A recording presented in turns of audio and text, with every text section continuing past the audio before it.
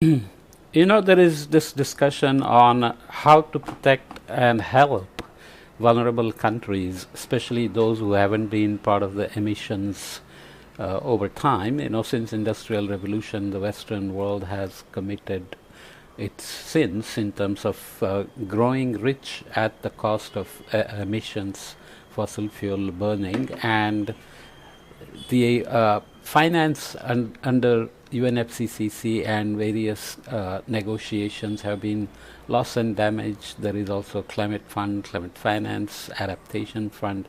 So here, this is a discussion on whether climate adaptation finance will go from paper commitments to climate risk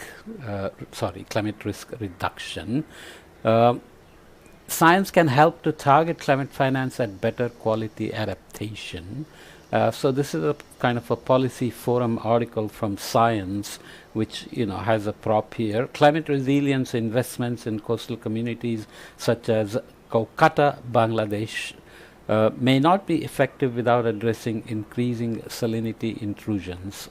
So we are talking about something more subtle. It's one thing to just provide finance to do the obvious things like putting up protections against sea level rise and storms, etc. But then you have chronic problems of water withdrawals and sea salt intrusion into groundwaters because of the combination of sea level rise and inundations and groundwater mining and so on and so forth. So how do we reduce the risks just beyond?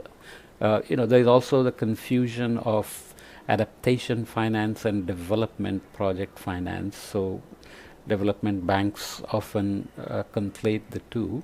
So there are a lot of complicated issues, but this Policy Forum article makes a few specific points that are worth looking at. Climate adaptation finance is intended to fund activities to reduce the physical climate risks faced by countries. So we are not only talking about here adaptation finance, but actually going from paper commitments to climate risk reduction. So metrics to measure that the funding actually reduced risks for Bangladesh and various other developing economies that are vulnerable to climate impacts and climate change having been created, let's say, by cumulative emissions created by the rich countries. The quantity of adaptation finance has been a highly contentious political issue and a critical negotiating point for developing countries in international climate negotiations. Yet we argue, as have others, that countries' resilience to the impacts of climate change will not be noticeably enhanced unless the international adaptation finance community shifts its focus from the quantity of finance to its quality and risk reducing impacts. Okay, so whose responsibility is it to propose a plan to get finance to actually reduce risks? Is it the people who are supplying the finance to make sure that have to make sure that risk reduction happens, or is the country that's taking the money that has to make sure that they are reducing their own risks? That's a tricky question as well. We provide 5 recommendations underpinned by evidence from scientific research to transform the quality of adaptation delivered with adaptation finance to build credibility that it will cost effectively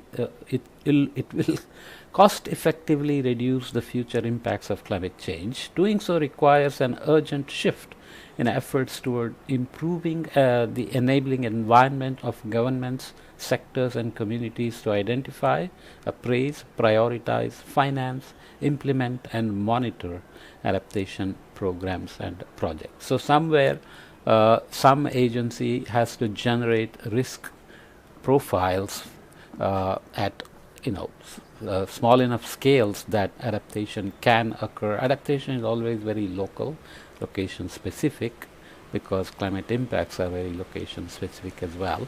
At the United Nations Climate Conference in Baku, COP29 in November 2024, global leaders from developed nations agreed to a renewed pledge to increase climate finance for climate adaptation and mitigation to US dollars 300 billion per year and up to US dollar 1.3 trillion in 2035. On paper, this is more ambitious. This is more ambitious. Sorry.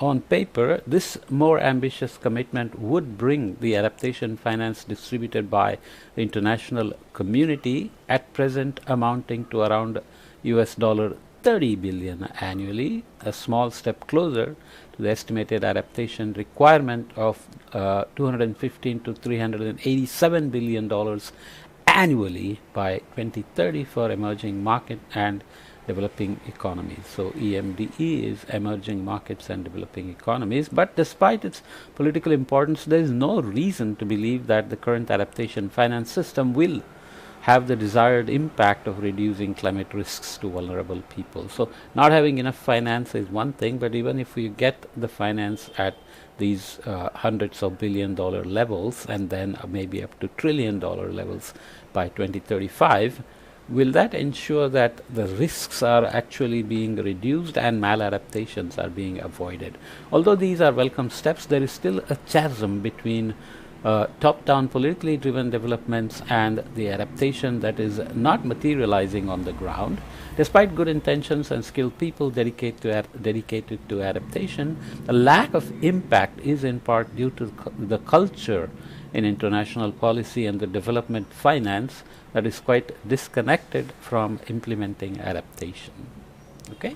In particular, adaptation is not just about building new infrastructure, promoting climate resilient agricultural practices, or retrofitting buildings, which is what we always keep talking about, but it's also about improving the processes and capabilities of local and national institutions to lead adaptation efforts through the adaptation cycle. So identify, appraise, prioritize, implement, and monitor. Although the latest climate and adaptation science is now at a stage that it can answer those questions that initially prevented the GGA from global. Let me make sure I got GGA. Is it defined here? We read everything, but it's not defined here. Okay, let me come back. I forgot what that stands for. Something global, something on adaptation from moving. So although science and adaptation are at a stage that they can answer those questions that initially prevented the GGA from moving forward, the current underappreciation of improving the capabilities and processes of institutions is preventing it from delivering adaptation impact. Okay, so let's just quickly clarify GGA before we move forward. Sorry, that's my fault. The paper does define it. I just jumped ahead, skipped some paragraphs. I tend to be brief, so I take the most salient text. But anyway, there is a discussion on why the climate finance is not necessarily focusing so much on risk reduction. So this is the global goals on adaptation. Okay, so oops, let me bring up. Yeah.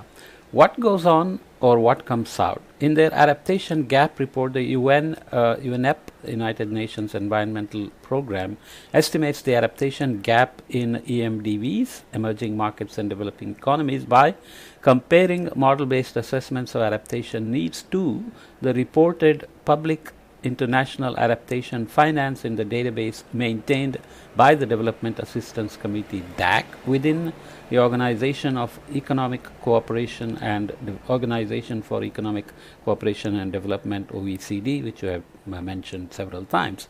However, modeled adaptation needs and reported adaptation finance are fundamentally different, making it unclear what the gap between them represents.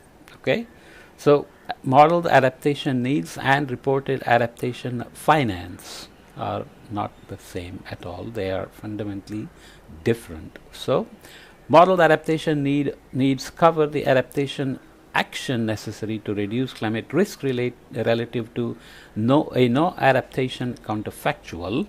So you basically map what the emerging risks are and how much the impacts will be, or what the impacts of risks will be on economies and societies and infrastructure, agriculture, water resources, energy, etc., if you don't adapt, right?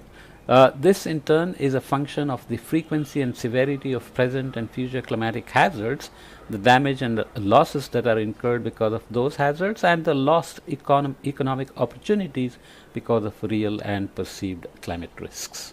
So it's like an opportunity cost means if you don't adapt, where would you end up being if you adapt? What are the avoided losses?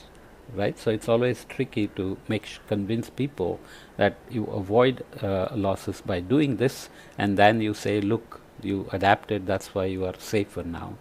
In contrast to this approach based on climate risk reduction, MDBs, multilateral development banks, assign a simple adaptation ratio to each project that they finance. This ratio indicates the share of the project that is considered to be climate adaptation based on the investment's adaptation intent.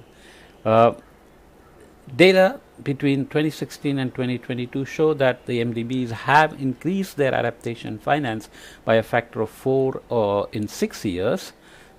This is driven by the fact that more projects have been classified as incorporating some form of adaptation, while the average adaptation spend per project and share of financing across adaptation projects have remained stable. So financing is just being redefined as adaptation finance, even though it may be in a broader umbrella of development funding. So we are, as I said at the opening, we are conflating the two, and they may be very different. You may be aggressively developing a dam or an energy source while the risks of climate change are still growing, but part of that is set aside as adaptation fund, but that then may become inadequate for reducing risks, which is what we want to do here. Okay, so in other words, MDBs have mainly added adaptation throughout their portfolio of development projects, i.e. adaptation mainstreaming, rather than focusing more finance on projects whose primary aim is climate adaptation. The mainstreaming of adaptation in development, in part motivated by the uptake of climate risk screening methodologies, so you can read the World Bank resilience rating system for that, and mainstreaming is to be welcome by applying the RSS framework resilience rating system. Why it's called RSS? If it is RRS, I'm not sure. Yeah, it was, for example, RSS found that including climate adaptation in a transport connectivity project worth $275 million in Nepal would cost only 3% more, while ensuring the delivery of development benefits cover the project lifetime. So you have a development project that is planned and funded, focused on transportation connectivity, which is very important for economic activities, tourism, etc. But you haven't included explicitly adaptation into it. But if you add adaptation as another component, it would only add 3% to this $275 million project. In short, the current focus on measuring what goes in drives away the attention from what comes out of the adaptation finance apparatus. Mainstreaming adaptation in development projects is key, in particular to ensure that new projects do not increase exposure to the impacts of climate change. Yet, dependence on the adaptation ratio for measuring adaptation finance risks, insufficient and fragmented adaptation, especially risks, there is a verb, not we are so used to saying risks as a is it an adverb or whatever, adjective, I guess. Mainstreaming adaptation in development projects is key, in particular to ensure that projects do not increase exposure to the impacts of climate change. That's clear. Yet dependence on the adaptation ratio for measuring adaptation finance risks, insufficient and fragmented adaptation, especially given the systemic impacts that climate change may pose to communities, economies, and infrastructure, and the transformative adaptation that may be needed in response. So essentially, the climate adaptation has to be separately planned in addition to all the development projects. Okay. For instance, climate resilience investments in low-lying deltas like the Mekong and in the Bay of Bengal may not be effective or sustainable without addressing the worsening salinity intrusion that coastal communities face over the coming decades as a result of sea level rise and human activities like groundwater mining. So what is the next? Jumping ahead, the climate so let's look at the figure first. Mainstreaming adaptation funding. Multilateral development banks, MDBs, increased adaptation finance by a factor of 4 in 6 years. We'll see this here. As more projects have been classified as incorporating some form of adaptation, while the average adaptation spend per project and share of financing across types of adaptation projects have remained stable. So you can look at supplementary data for that. So here is adaptation spending, billions of dollars from 2016 to 2022. The average project size has varied, but the overall adaptation spending has gone up steadily, or maybe dipped a little bit here. But the problem is percent of funding directed to climate adaptation work among all these fundings. So share of adaptation adding up to 100%. If you look at the amount going into percent of funding directed to climate adaptation, it has not, it's been kind of up and down, but not really increased steadily in terms of separating it from just projects that are funded anyway as part of the developing economies. Okay, it's not just semantics; it's actually matters in terms of reducing risks. Okay, so climate investment trap, then increasing finance through the existing adaptation finance apparatus without noticeably reducing climate impacts further increases the likelihood of countries becoming stuck in a climate investment trap. Many EMDEs are making investments in sectors like real estate, infrastructure, industry to spearhead growth, which increases a country's exposure to climate-related hazards. So there is a moral hazard of just funding development projects, because then you are just increasing your exposure to climate hazards. So you have to explicitly reduce that climate hazard as well. Okay, so investments to reduce climate risks often lag behind this growing exposure, resulting in elevated climate losses that are being exacerbated by climate change.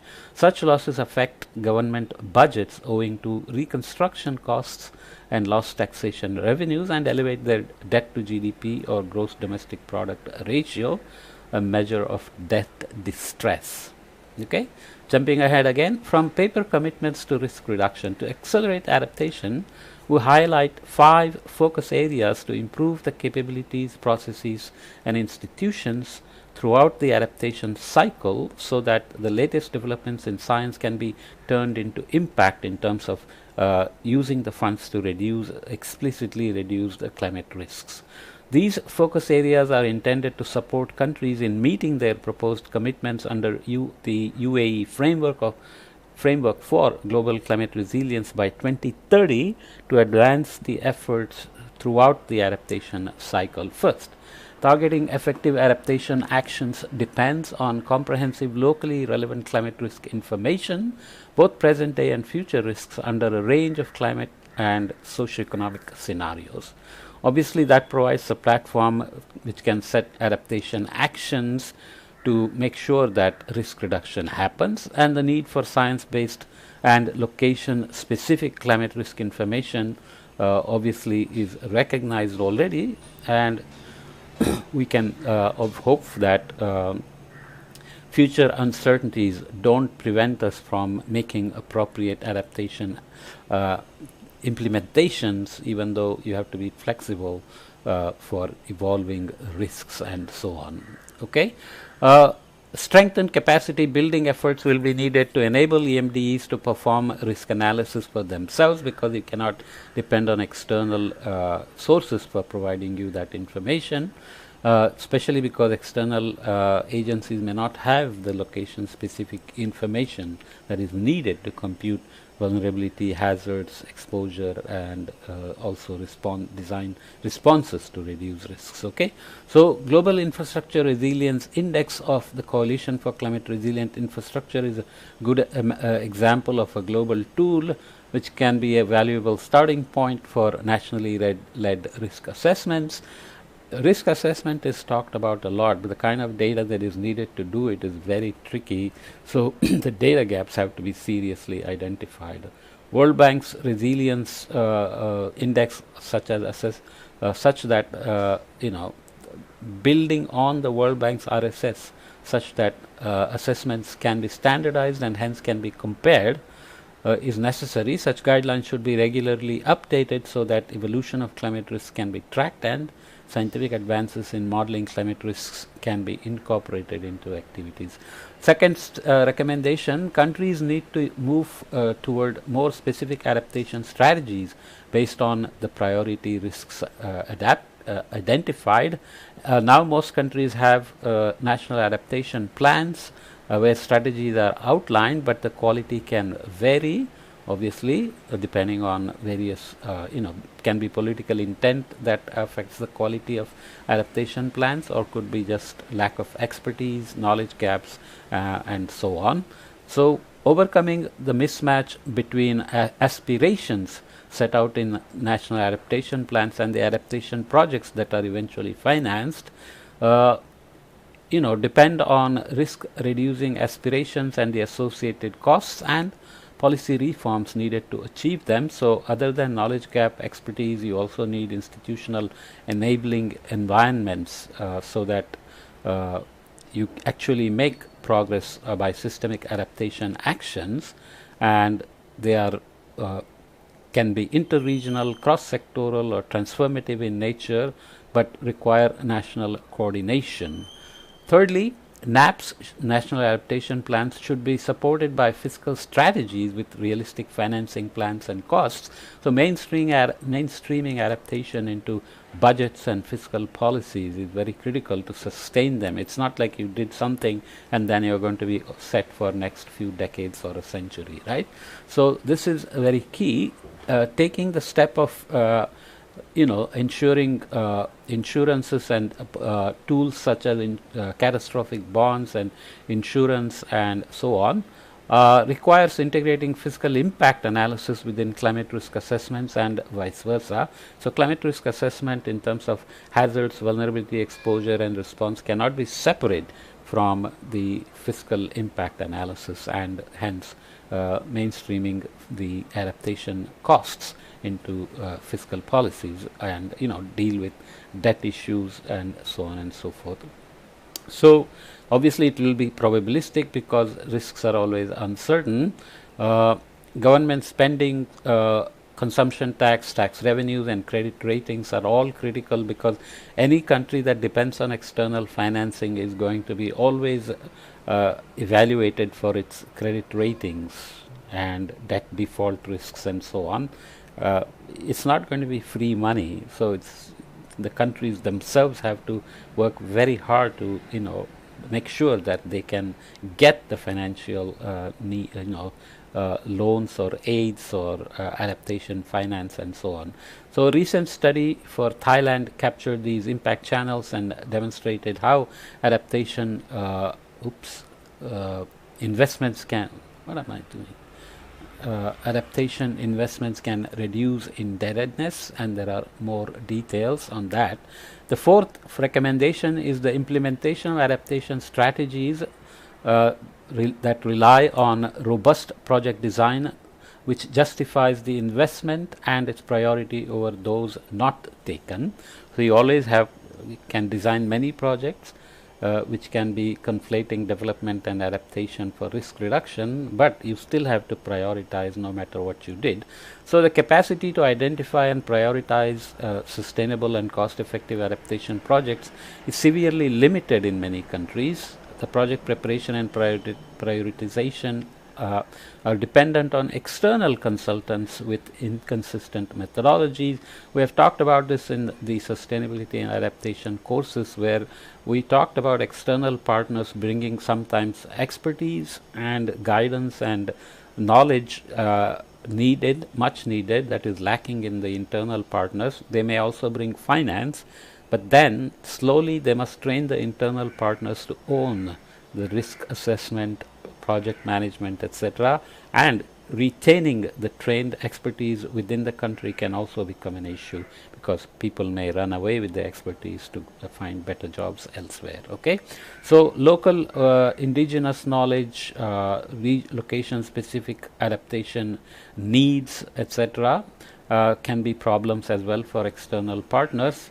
Project prioritization needs to rigorously compare the benefits of adaptations with the costs ex ante, i.e. within the framework of cost benefit analysis. Cost benefit analysis can also be tricky because they can be not very good at accounting for avoided losses or delayed benefits. Okay, you adapt today, you will benefit maybe 10 years later with evolving risks, but how do you account for that benefit in your cost benefit analysis? So the so-called triple dividend of co-benefits of adaptation, you directly reduce risks, and you enhance economic opportunities, and you have many other co-adaptations in terms of lives and livelihoods as well.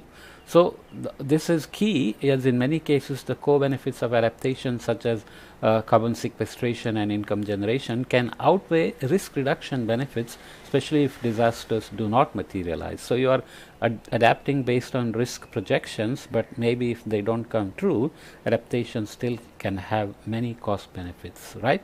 So the rigor of cost benefit analysis, its flexibility to add new scientific insights, and its applicability across sectors can stimulate careful scrutiny of proposals and provides a framework within which questions of incommensurable value, so cultural losses and equity, can be explored. Eventually, internal partners have to own up. So Planning Institute of Jamaica has a mandate to mainstream adaptation into planning across the island's economy, as well as aligning and coordinating donor support for adaptation. So this is always tricky. They want to keep growing their economies, and yet they want to manage climate risks, which are not their own fault most of the time. Finally, structured monitoring of the structured monitoring of the benefits of adaptation ex post in terms of avoided losses and co-benefits is absent in almost all jurisdictions.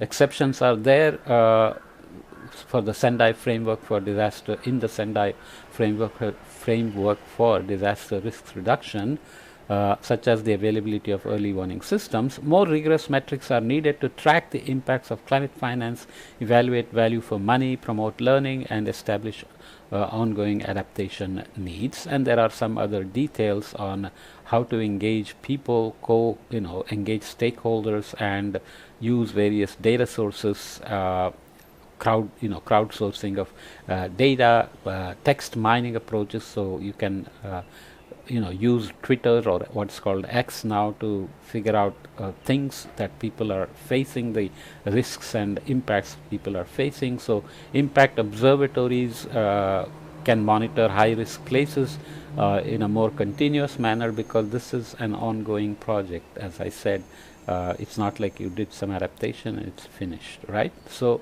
this is to make sure that adaptation and the daily lives of climate and vulnerable communities are constantly being better understood, so that your adaptation use of the adaptation finance in a efficient and cost-effective manner continues. All 5 of the recommendations rely upon much integrated capacity within governments, economic sectors, and communities. Building capacity for adaptation is a long-term program. It should be supported by global scientific endeavors to provide information on climate risks, the cost effectiveness of adaptation options, and monitoring systems. Monitoring, evaluation, and reporting is always critical to make sure that adaptation is actually working and doing what it's supposed to do. Above all, it relies on skilled human capacity, which needs to be patiently built and retained within the governments and communities where it's most needed. Therefore, we urgently call for setting up a dedicated policy financing framework, ideally done jointly by the MDBs, to make the necessary first step in building this human capacity. Okay, the fact that capacity building is a long-term program should not get in the way of early action. You cannot say it'll take time, so start slowly. No, if it's going to take a long time, then you better start as quickly as possible with proper plans. Economic investments that are taking place at the moment must be made resilient to climate change, simply because doing so upfront is a lot cheaper than retrofitting or rebuilding after a disaster. So crisis management always ends up being more expensive than being prepared, mitigating, and recovering fast with adaptation. It's again and again demonstrated. The climate finance that has already been committed needs to be turned into beneficial projects without delay, using the tools that already exist, albeit imperfect. Above all, the rapid pace with which we observe increasing climate risks means that adaptation finance decisions still need to be made while we work to reorientate the adaptation finance system toward better outcomes. So the message is clear. The finance available may not be enough, but we have to make sure that focus on just development without explicit adaptation to reduce risks is going to be problematic, and in fact it may create moral hazards of building more and more things for economic growth that are just increasing your exposure to climate risks. Okay, let me leave this here.